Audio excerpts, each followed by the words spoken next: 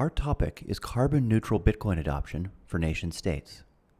You can find our full paper at this address, and in that full paper we include more calculations and references than the brief points outlined in this presentation, which are as follows. First, we'll discuss adoption by nation states of Bitcoin and some of its consequences. We'll think through some of the basic economics of Bitcoin mining, and then put these 2 points together and think about how nation-state adoption of Bitcoin interacts with Bitcoin mining, with a special eye to carbon emissions coming from Bitcoin mining. Then we'll turn to strategies to mitigate those emissions that states can take, and we'll draw some conclusions from the matter. Throughout, we'll use El Salvador as a case study because El Salvador has recently adopted Bitcoin both as legal tender and has made significant acquisitions of Bitcoin for their own treasury. We turn to adoption and its consequences. By adoption, we mean any of the following: a state declaring Bitcoin to be legal tender, treating it as a currency rather than property under tax law, making direct treasury acquisitions, or sponsoring Bitcoin infrastructure such as wallets, ATMs, airdrops, and so on. Why do states do this? Well, only one or perhaps two have done it so far, but their reasons include these: financial inclusion to bank the unbanked, to create protection from inflation by giving citizens access to a fixed supply digital asset, to find refuge from the colonial effects of dollarization, and more besides. Now, all of these reasons are, of course, contested, and they're contested by, among others, the IMF, the Bank of England, and many other institutions besides. We will not try to resolve those disputes here, but instead our approach is just to ask, suppose a state has decided to do this, how can it best do so, especially when it comes to carbon emissions? Now, this is a salient question because some states will already have emissions commitments and corresponding moral or legal obligations. And in fact, cleaning up Bitcoin, whether in reality or just in its reputation, could also advance some of the other aims of adoption. So we turn to the economics of Bitcoin mining.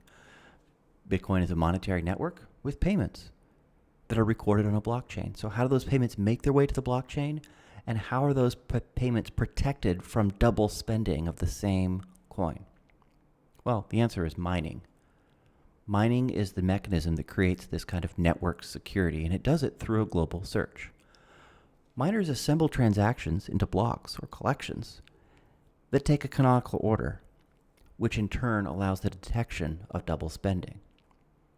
And mining itself is a search for a number that, when appended to the block header, information from the previous block, and fed into a hash function, has a sufficiently low output. And the winning miner submits their block for review and collects a reward of fees from transactions plus the block subsidy. Now, due to what's called the difficulty adjustment, more mining does not, except in the very short term, lead to more Bitcoin being produced. Rather, a fixed sum of Bitcoin is produced every 10 minutes, on average 6.25 Bitcoin at the moment. Now, the value of that Bitcoin, the value of the rewards accrued to miners in compensation for their performing of that computationally difficult global search, that value is itself a function of Bitcoin's market price. Expectations of a higher price, naturally enough, inspire investment into mining, and expectations of a lower price depress that investment. There's another kind of dynamic here as well, coming from the difficulty adjustment, which is that increases of hash rate, that is competition in this mining race, depresses mining profits. And decreased hash rate or decreased competition enhances those mining profits. Now we'll see how these two dynamics interact and have implications for attempts to manage the carbon emission side of Bitcoin mining. Let's think now about how nation-state adoption of Bitcoin intersects with mining and associated carbon emissions. We're going to focus on two consequences of adoption: more holding of Bitcoin and more transactions of Bitcoin. Start with the transactions. Every transaction on chain has a fee, which is paid to miners, and directly contributes to their incentive to mine. This is one of their reasons to mine, is to collect those fees. So our question is, what incentive to mine does this aspect of adoption create? That is the transaction fees from enhanced transactions on chain that result from adoption. The answer here is simple. The mining incentive from transactions is equal to the additional transactions times their average fee times the average Bitcoin price.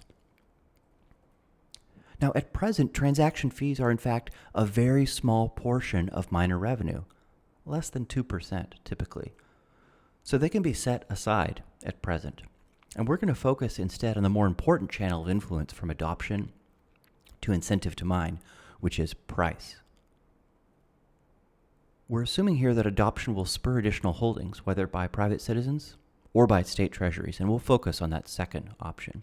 And we ask, what are the carbon implications for state Bitcoin holdings? And the way to make that question more precise is to ask, what is the relationship between holding and price? Now, by buying and holding a quantity of Bitcoin, a government who's acquired Bitcoin for the treasury removes that quantity from the order books. In doing that, they've driven up the spot price of Bitcoin, thus making block rewards that accrue to miners more valuable. They've created, that is, a higher incentive to mine. And this influence on price is not a one-time event, because purchasing Bitcoin removes it from the market, increases spot price, but also holding the Bitcoin sustains that price. And that is what induces miners to make long-term investments into mining, a long-term expectation of sustained or increased Bitcoin price. So a holder contributes to that total incentive to mine. How much?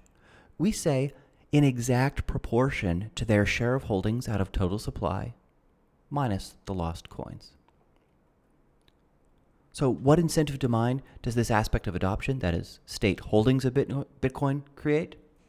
We compute that as follows. The holdings as a percentage of total supply less lost coins is equal to the percentage of all mining incentivized. Let's make this more concrete by looking at our case study of El Salvador. So El Salvador holds approximately 1,400 Bitcoin right now, which is 0.00875% of total supply minus the lost Bitcoin. El Salvador's holdings then contribute to 0.00875% of the total incentive to mine. We can then attribute 0.00875% of mining associated missions with El Salvador's adoption, or the holding portion of their adoption of Bitcoin. Now, there is tremendous uncertainty around the total carbon emissions from mining, but we can use one notorious critic's very capacious estimate, 97 megatons, to derive an initial idea. And what we get there is that El Salvador's annual share of emissions would be about 8.5 kilotons of CO2. We'll now consider strategies for mitigation. So let's say you've adopted Bitcoin as a country, and you've computed your share of emissions as a result of mining. What now? What next? How do you take responsibility for, remove, or mitigate those emissions that are the result of your own Bitcoin holding strategy? We'll now consider three broad answers and show why one of them is superior to the others. Now, the first approach we might take is to use the traditional policy toolkit, including property rights or taxes. So we might institute a system of property rights that internalize, or that rather allow parties to, for example, sue for the negative externalities from things other people do. This isn't going to work in the case of Bitcoin because the externalities are diffuse and they span the globe and future generations. It's not as though future generations can sue present Bitcoin holders for the emissions resulting from their holdings. Another option is taxes or bans. But these two don't seem to be the right tool for Bitcoin. Notice that mining is a global, frictionless market. The mining incentives discussed above do not recognize borders, and banning or taxing mining at one location simply drops the global hash rate and in fact makes mining more profitable elsewhere. That is, more profitable where there isn't a ban or a tax. So it has a counterproductive effect. A second approach is carbon offsets. These are financial instruments that promise to either remove carbon from the atmosphere or prevent future emissions. Now, at a price of, let's say, $10 per ton of CO2 for high-quality offsets, El Salvador's annual cost for offsetting its holdings would be $80,000 US. But what about the next El Salvador? In fact, there just aren't enough offsets to go around. Demand for them is high and is expected to increase, perhaps up to tenfold in the near future. So not everyone can use these in their carbon reduction efforts. And it's not even clear whether they work as intended. Some estimates suggest that over half of offsets, in fact, induce no net change in carbon emissions. So we can do better. The third approach, and this is what we recommend, is state-sponsored carbon-neutral Bitcoin mining. States could mine Bitcoin themselves in ways that match their carbon-neutral energy standards, or that incentivize private firms to mine Bitcoin according to those same standards. And we'll consider two ways of implementing this third approach. The first goes by provenance. The idea here is to account for emissions responsibility by the origins of given coins. If your coin came from a block discovered by an emitting miner, then you're responsible for those emissions or some portion of them. And if they came from a block discovered by a carbon neutral miner, then your responsibility is discharged or mitigated. As a strategy then, states would acquire Bitcoin from and only from carbon neutral miners. Now, in fact, this is a mistake. Notice that in the incentive to mine, which in turn is what induced emissions in the first place, this derives from an ongoing sustenance or increase in Bitcoin's price. It is not a one-off event that stems only from buying Bitcoin. It's an ongoing consequence of holding. As an example, consider the very earliest coins held since 2009. Now, their provenance is unimpeachable. Very, very little energy was used to produce them, and virtually no carbon emissions were associated with that energy use. But by being held since 2009, they have sustained, that holding has sustained or elevated Bitcoin's price over that entire interval, and has thus contributed to an ongoing incentive to mine and to associated emissions. So in sum, acquiring green coins using this provenance method ignores the temporal variable. Green provenance is just not good enough. And furthermore, distinguishing coins by provenance also threatens Bitcoin's fungibility and thus its use as an actual monetary instrument or network. We can do better. Our question is, how should we map emissions to holdings? So imagine total emissions as this cloud of carbon, and we want to know how much of that cloud am I responsible for removing or mitigating in some way. Well, notice there's another cloud too. It's the cloud of all the Bitcoin that there are. What we suggest you do is that you find your proportion of the cloud of Bitcoin and then take responsibility for that proportion of the cloud of emissions and associated mining as well. Here's how it works. Mine with renewable energy or incentivize such mining in proportion to your holdings. In order to claim that a state's Bitcoin adoption is carbon neutral, they should, in a carbon neutral way, do the amount of mining that their adoption incentivizes, which is equal to the percentage of all mining as their percentage of Bitcoin. There are two steps you need to compute the required amount of mining. First, we observe that holding as a percentage of total supply is equal to the percentage of all mining incentivized, as discussed earlier. And now we see that the total amount of mining required is equal to the percentage of all mining that you've incentivized times all mining for that duration. That is the duration of holding. So we return to our cloud and we see across a duration of time, we've held, let's say, 3 out of 50 Bitcoin. Well, then what we need to do is take responsibility for 3 out of 50 of the total mining power. Let's make it more concrete by turning again to our case study. This is a volcano and a geothermal energy facility in El Salvador. So consider El Salvador's 1,400 Bitcoin. how much should they mine to take responsibility for the carbon emissions from that holding? Well, those holdings are 0.00875% of supply, less lost coins. And that portion of total mining at present would be about 14.4 petahashes per second. So a recommendation right now is that El Salvador use its geothermal facility to achieve this very hash rate, 14.44 petahash per second. If El Salvador does this, they will have done the very same amount of mining that their holdings incentivize. They will have done their part to make their portion of Bitcoin carbon neutral. No more, no less. Even more concretely, an Antminer S19 Pro operates at about 100 terahashes per second. 14.4 petahashes per second would require about 144 machines.